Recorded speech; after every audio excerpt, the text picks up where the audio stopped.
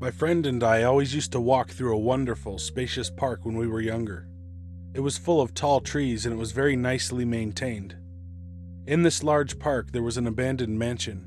I can't really say how long it had been there, but on that day, the front door of the mansion was wide open. The two of us decided to check out what was inside the place. As we inched through the door, the very first thing we noticed was that the mansion's floor was littered with crumpled up pieces of paper. We decided to open one up to see what was on it. Our curiosity got the better of us. I picked up a single wrinkled piece, and as my friend picked up another, I unfolded my paper, smoothing out its bends and dents. At that moment, it was almost as if a piece of a rainbow emerged before our eyes, and I was suddenly standing next to a large window in one of the upstairs rooms of the house. I was looking outside into the large park. When I looked down at the piece of paper I held, it read, "Look outside the large window that oversees the park in the upstairs parlor." I dropped the piece of paper, and it fluttered gracefully to the ground. Meanwhile, I stared at my open hands in a bout of horror. Dazed and utterly perplexed, I found my way downstairs and met up with my friend. He was in the kitchen, sitting at a round table that hadn't been there before. Where did that come from, I wondered. My friend stared at his opened paper and reread the words several times before he looked at me and turned the page my way. It said, "Go to the kitchen and sit at the round table." We stared at each other for a few moments, vaguely afraid, but then we began to chuckle. Within seconds, we were laughing our heads off, marveling at our newfound game. We could hardly believe what had happened, but being young as we were, the mystery was endlessly exciting. We decided again to open another scrunched-up piece of paper. As we each opened one up, we experienced the same sudden flash of rainbow colors, but this time I ended up lying down in a field. When I peered at the paper in my right hand, it read, "Lie down in the field behind the mansion." I giggled uncontrollably. When I ran back into the house, I found my friend collecting multiple balls of paper in his arms, eager to experience more of these strange, exciting phenomena. We both got the gist of what was happening at this point. We had no idea as to how it was possible, but we decided to have more fun with it. The supernatural always had a way of captivating our hearts. After a few more run-throughs with these strange mini-teleportation devices, I began to feel apprehensive. I wondered at one point if I'd be put somewhere I didn't want to be, or be made to do something that I didn't enjoy. We continued though. Minute after minute, we unfolded many papers and traveled through bedrooms, closets, trees.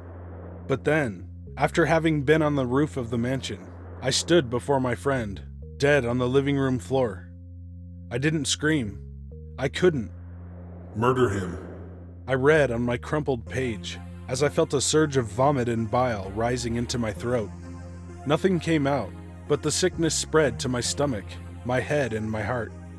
I didn't know what to do. At this point, I began to scream and shout, praying to God for this to be a nightmare. I wanted it to go away. I wanted to rewind and be outside again, together, walking underneath the trees. All I could do was hide his body in a cabinet. I willed myself to be calm, and I hesitantly unfolded another paper, in the hopes that the problem would correct itself. Once again, I saw the colors of the rainbow, and I found myself standing behind a tree several meters away from the house. I could clearly see the front door. Within a few moments, I saw both myself and my friend walk through that door. I began to wonder if I had died, or if I was having an out-of-body experience. I looked at the sheet in my hand, and the only words scrawled upon it were, "Time will repeat itself, and a paradox will take place, and it will be allowed." That gave me an idea. In my pocket remained the paper that made me kill my friend. Without looking at it, I crumpled it back up. Quietly, I followed my other self, who had separated from my friend as he explored the house. As I crept up behind him, he turned around very suddenly. Before he could utter a syllable, I forced the paper in front of my eyes, and in a flash of rainbow colors, I was able to kill my other self. The laws of time allowed me to take over my dead self's place in this world. I hid my bleeding dead body in a cupboard in the upstairs bathroom to rot. To my great relief, I heard my friend call my name from downstairs. My friend who managed to stay alive and well. My best friend. When I went downstairs, he greeted me excitedly, smiling and blissfully unaware of the situation. In a heartbeat, I told him that the house creeped me out, and that it would be much better if we left. After that day, we never went near the mansion again.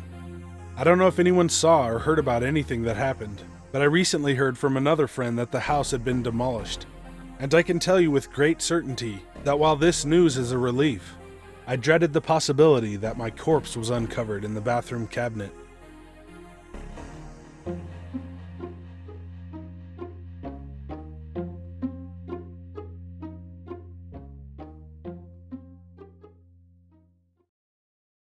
Hey guys and ladies, thanks for watching. If you want me to tell your story, or read a creepypasta, email me at the address in the description. Be good to animals, even people. See